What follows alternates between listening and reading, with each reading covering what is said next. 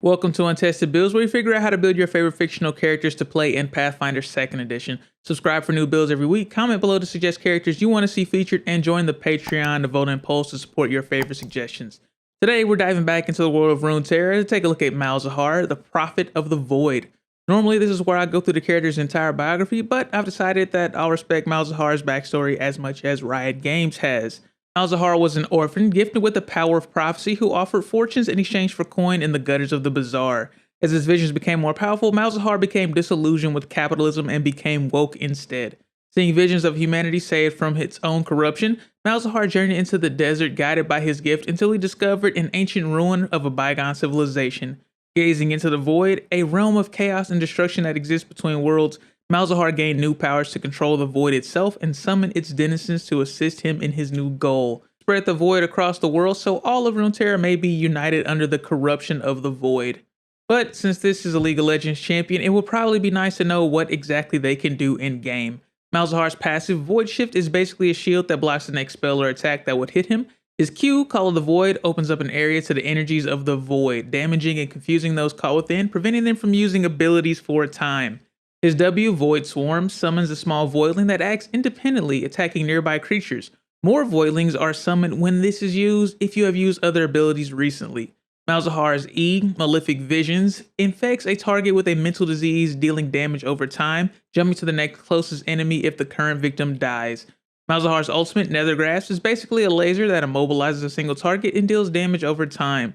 The Voidlings will prioritize attacking any enemies under the effects of Malefic Visions or Nether Grasp. For our goals for this build, we need the power of Foresight. Probably not going to be that hard. There's literally a spell called Foresight. Second, we need the power to proselytize so folks will join our cause. Whether we get them with our message or by force, either way, that's a charisma check.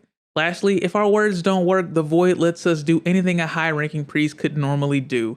Namely, removing your ability to critically think and sending legions of followers to dismember you whilst hanging back at a distance and being nearly untouchable. The wiki page lists Malzahar as a human, but the last 8 builds in a row have been humans, so we're going elf today. Not just any elf. Getting visions of the beyond and wandering the desert in search of oblivion is not typical elf behavior. Elf changelings get dark vision, boost to dexterity and intelligence, and a flaw in constitution, and a free boost will take in wisdom. We'll take the fortune teller background for a boost to intelligence and charisma, training in occultism and the fortune telling lore skill, as well as the oddity identification feat. 4+2 circumstance bonus to occultism for identifying magic with the mental, possession, prediction, or scrying traits. For our ancestry feat, we'll take the Calomay lineage since we'll be relying on our deception in most social encounters. Whenever we roll initiative using deception, all foes who have not acted yet are flat-footed to us. We also get the Charming Liar feat for free, meaning whenever we critically succeed on a lie against someone, that person's impression of us increases by 1 stage as if we had succeeded at making an impression using diplomacy. Now that we have a suitable chassis for our prophet, we need those otherworldly void powers. Best way to get those these days is by getting yourself a patron. You could have awesome abilities like voting in polls, downloading character sheets, and even getting personalized build videos by simply clicking the link in the description and pledging like these lovely people on screen.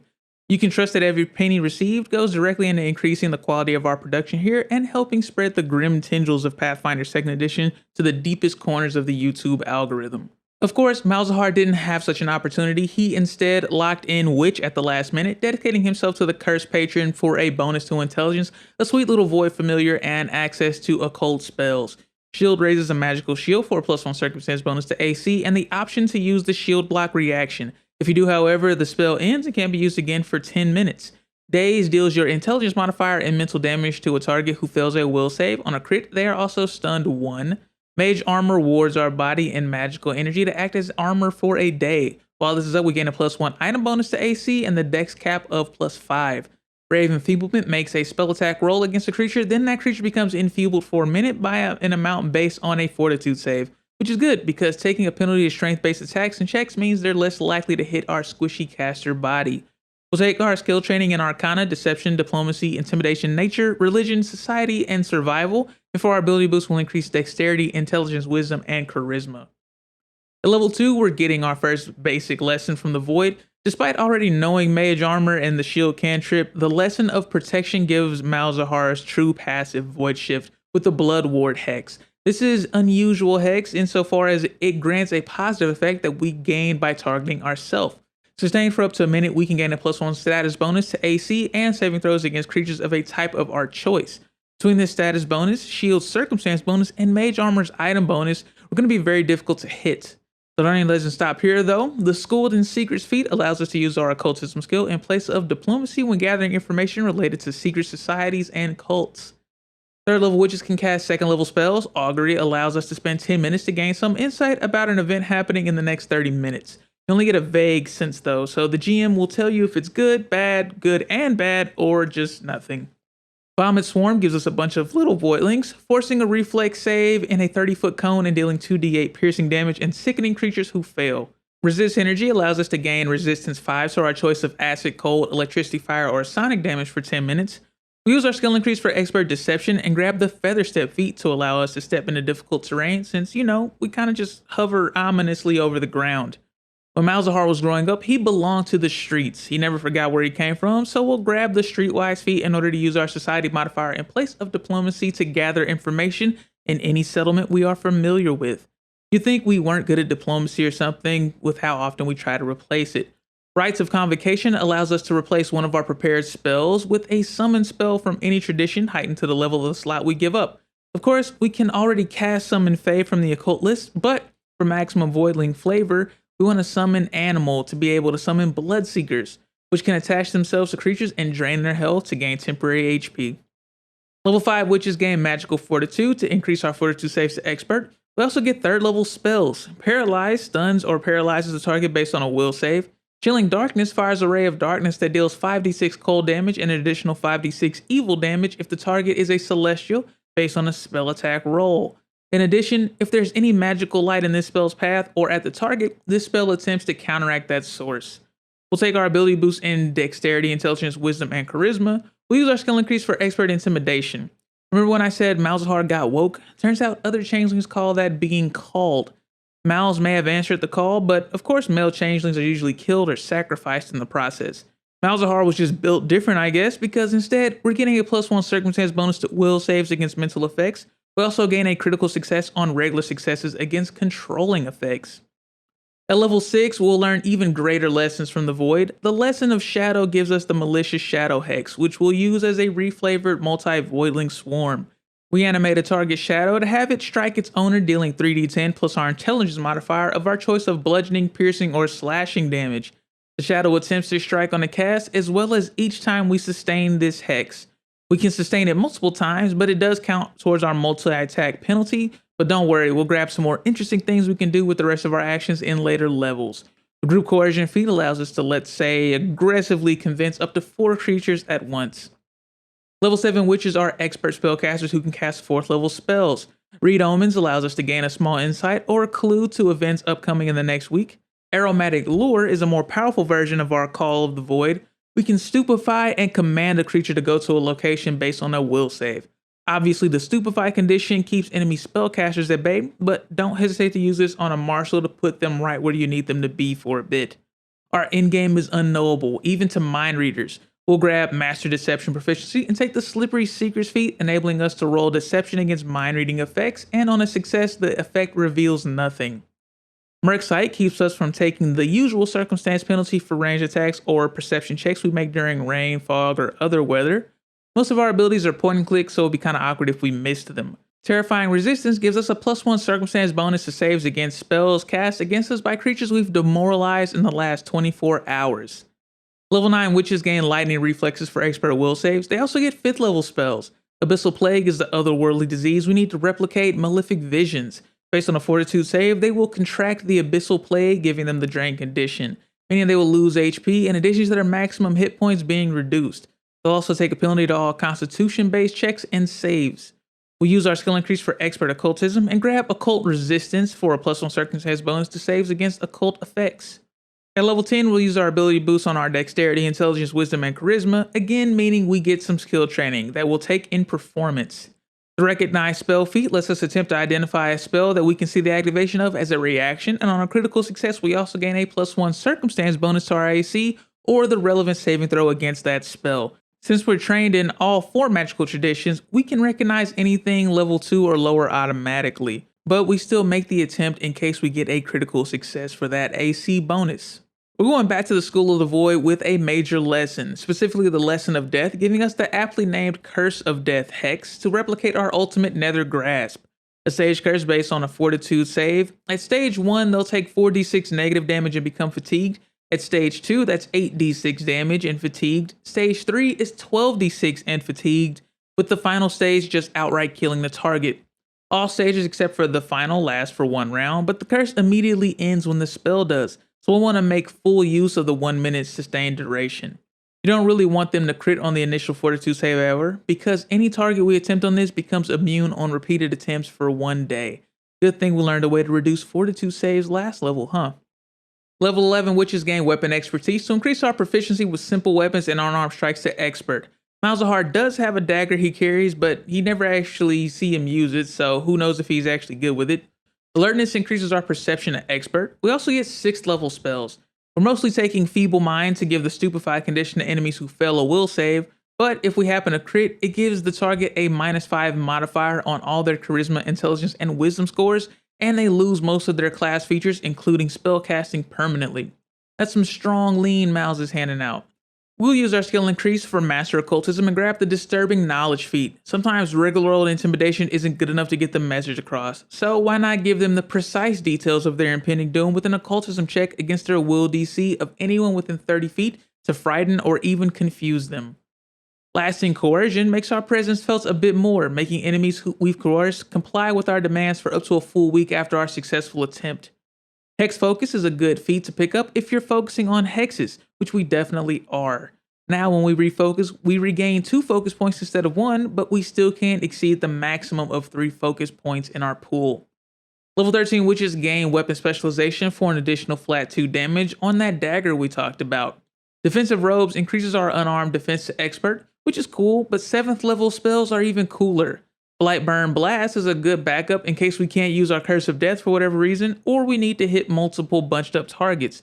Either way, we force a Fortitude save and a 15-foot cone, dealing 4d6 poison damage to all creatures and inflicting them with stage 1 of Blightburn Sickness, or stage 2 if they critically fail, meaning we're giving out even more drained and sickened conditions, folks. How fitting for 2020. Energy Aegis is the logical progression of our Abjuration magic, giving a target resistance 5 to acid, cold, electricity, fire, force, negative, positive, and sonic damage for 24 hours. We'll use our skill increase for Master Intimidation and grab the Elven Aloofness Ancestry feat. Even before Malzahar's little vision quest, he had grown disillusioned with humanity. Elven Aloofness gives us the critical success results on regular successes against intimidation attempts that coerce us from non-elves.